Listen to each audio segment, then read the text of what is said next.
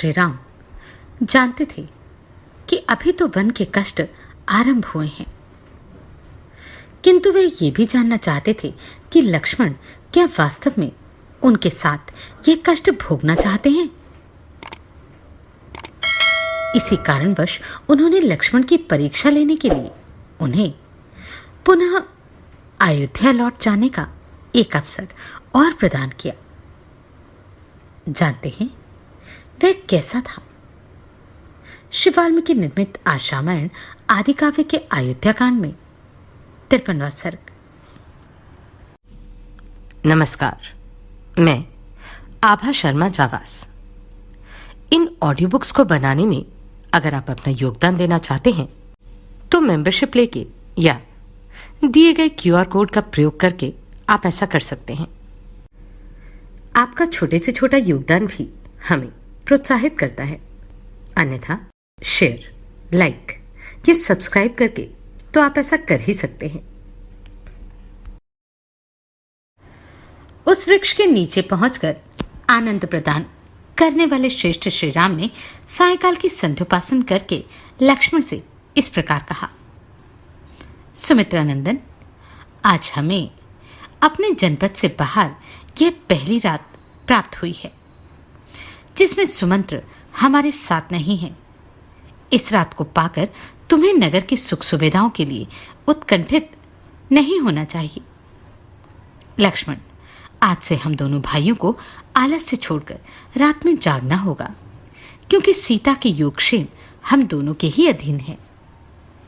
सुमित्रा नंदन, यह रात हम लोग किसी तरह बिताएंगे और स्वयं संग्रह करके लाए हुए तिनकों और पत्तों की शैया बनाकर उसे भूमि पर बिछाकर उस पर किसी तरह सो लेंगे। जो बहुमूल्य शैया पर सोने के योग्य थे वे श्री राम भूमि पर ही बैठकर सुमित्रा कुमार लक्ष्मण से यह शुभ बातें कहने लगे। लक्ष्मण, आज महाराज निश्चय ही बड़े दुख से सो रहे होंगे, परंतु कैकेयी सफल मनोरथ होने के कारण बहुत संतुष्ट होंगी। कहीं ऐसा न हो कि रानी कैकेयी भरत को आया देख राज्य के लिए महाराज को प्राणों से ही वियुक्त कर दें। महाराज का कोई रक्षक न होने के कारण वे इस समय अनाथ हैं, वृद्ध हैं। उन्हें मेरे वियोग का सामना करना पड़ा है। उनकी कामना मन में ही रह गई तथा वे कैकेयी के वश में पड़ गए। ऐसी दशा में वे बेचारे अपनी रक्षा के लिए क्या करेंगे? अपने ऊपर आए हुए इस संकट को और राजा की मति भ्रांति को देखकर मुझे ऐसा ज्ञात होता है कि अर्थ और धर्म की अपेक्षा काम के ही गौरव अधिक है। लक्ष्मण, पिताजी ने जिस तरह मुझे त्याग दिया उस प्रकार अत्यंत अज्ञ होने पर भी कौन ऐसा पुरुष होगा जो किसी स्त्री के लिए अपने आज्ञाकारी पुत्र का परित्याग कर दे। कैकेयी कुमार भरत ही सुखी और सौभाग्यवती स्त्री के पति हैं, जो अकेले ही रिष्टपुष्ट मनुष्यों से भरे हुए कौशल देश का सम्राट की भांति पालन करेंगे। पिताजी अत्यंत वृद्ध हो गए हैं और मैं वन में चला आया हूं। ऐसी दशा में केवल भरत ही समस्त राज्य के श्रेष्ठ सुख का उपभोग करेंगे। सच है, जो अर्थ और धर्म का परित्याग करके केवल काम का अनुसरण करता है वह उसी प्रकार शीघ्र ही आपत्ति में पड़ जाता है, जैसे इस समय महाराज दशरथ पड़े हुए हैं। सौम्य, मैं समझता हूं कि महाराज दशरथ के प्राणों का अंत करने, मुझे देश निकाला देने और भरत को राज्य दिलाने के लिए ही कैकेयी इस राजभवन में आई थी। इस समय भी सौभाग्य के मत से मोहित हुई कैकेयी मेरे कारण कौशल्या और सुमित्रा को कष्ट पहुंचा सकती है। हम लोगों के कारण तुम्हारी माता सुमित्रा देवी को बड़े दुख के साथ वहां रहना पड़ेगा। अतः लक्ष्मण, तुम यहीं से कल प्रातःकाल अयोध्या को लौट जाओ।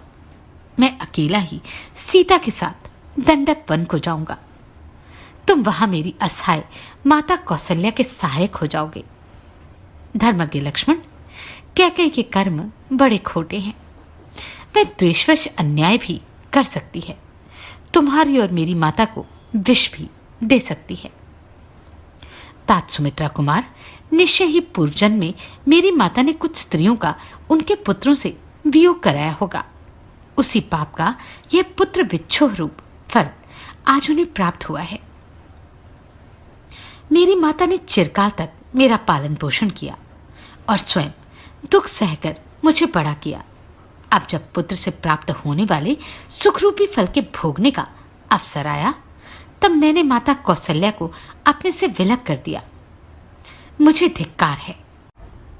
सुमित्रानंदन, कोई भी सौभाग्यवती स्त्री कभी ऐसे पुत्र को जन्म न दे जैसा मैं हूं, क्योंकि मैं अपनी माता को अनंत शोक दे रहा हूं। लक्ष्मण, मैं तो ऐसा मानता हूं कि माता कौशल्या में मुझसे अधिक प्रेम उनकी पाली हुई वह सारिका ही करती है, क्योंकि उसके मुख से मां को सदा यह बात सुनाई देती है कि हे तोते, तू शत्रु के पैर को काट खा, अर्थात हमें पालने वाली माता कौशल्या के शत्रु के पांव को चोंच मार दे। वह पक्षिणी होकर माता का इतना ध्यान रखती है और मैं उनका पुत्र होकर भी उनके लिए कुछ नहीं कर पाता। शत्रुदमन, जो मेरे लिए शोकमग्न रहती है, मंद भागिनी सी हो रही है और पुत्र का कोई फल न पाने के कारण निपुती सी हो गई है, उस मेरी माता को कुछ भी उपकार न करने वाले मुझ जैसे पुत्र का क्या प्रयोजन है। मुझसे बिछुड़ जाने के कारण माता कौशल्या वास्तव में मंद भागिनी हो गई है और शोक के समुद्र में पड़कर अत्यंत दुख से आतुर हो उसी में शयन करती है। लक्ष्मण, यदि मैं कुपित हो जाऊं तो अपने बाणों द्वारा अकेला ही अयोध्यापुरी तथा समस्त भूमंडल को निष्कंटक बनाकर उसके अधिकार में कर दूं, परंतु पारलौकिक हित के साधन में बल पराक्रम कल्याण नहीं होता है, इसलिए मैं ऐसा नहीं कर सकता। निष्पाप लक्ष्मण, मैं अधर्म और परलोक के डर से डरता हूं, इसलिए आज अयोध्या के राज्य पर अपना अभिषेक नहीं कराता हूं। यह तथा और भी बहुत सी बातें कहकर श्रीराम ने उस निर्जन वन में करुणाजनक विलाप किया। तत्पश्चात वे उस रात में चुपचाप बैठ गए। उस समय उनके मुख पर अश्रुओं की धारा बह रही थी और दीनता छा रही थी। विलाप से निवृत्त होने पर श्रीराम ज्वाला रहित अग्नि और वेगशून्य समुद्र के समान शांत प्रतीत होते थे। उस समय लक्ष्मण ने उन्हें आश्वासन देते हुए कहा, अस्त्रधारियों में श्रेष्ठ श्रीराम, आपके निकल आने से निश्चय ही आज अयोध्यापुरी चंद्रहीन रात्रि के समान निस्तेज हो गई। पुरुषोत्तम श्रीराम, आप जो इस तरह संतप्त हो रहे हैं, यह आपके लिए कदापि उचित नहीं। आप ऐसा करके सीता को और मुझको भी खेद में डाल रहे हैं। रघुनंदन, आपके बिना सीता और मैं दोनों 2 घड़ी भी जीवित नहीं रह सकते। ठीक उसी तरह जैसे जल से निकाले गए मत्स्य नहीं जीते। शत्रु को ताप देने वाले रघुवीर, आपके बिना आज मैं ना तो पिताजी को, न भाई शत्रुघ्न को, न माता सुमित्रा को और न स्वर्गलोक को ही देखना चाहता हूं। तदनंतर वहां बैठे हुए धर्मवत्सल सीता और श्रीराम ने थोड़ी ही दूर पर वटवृक्ष के नीचे लक्ष्मण द्वारा सुंदर ढंग से निर्मित हुई शैया देखकर उसी का आश्रय लिया। शत्रु को संताप देने वाले रघुनाथ जी ने इस प्रकार वनवास के प्रति आदरपूर्वक कहे हुए लक्ष्मण के अत्यंत उत्तम वचनों को सुनकर स्वयं भी दीर्घ काल के लिए वनवास रूप धर्म को स्वीकार करके संपूर्ण वर्षों तक लक्ष्मण को अपने साथ वन में रहने की अनुमति दे दी।